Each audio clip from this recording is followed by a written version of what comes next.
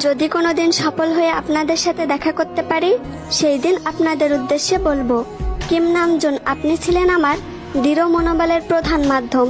Kim সকজিন, আপনার কাছ থেকে শিখেছি নিজেকে ভালোবাসায় সবচেয়ে বড় সৌন্দর্য। মিন ইয়ংগি, আপনি শিখিয়েছেন ব্যর্থতা হলো সফলতার প্রথম ধাপ। জং হসক, আপনার হাসি আমাকে বারবার শক্তি যোগায়। পার্ক জিমিন, আপনার মাধ্যমে পড়ে গিয়েও বারবার উঠতে শিখেছি।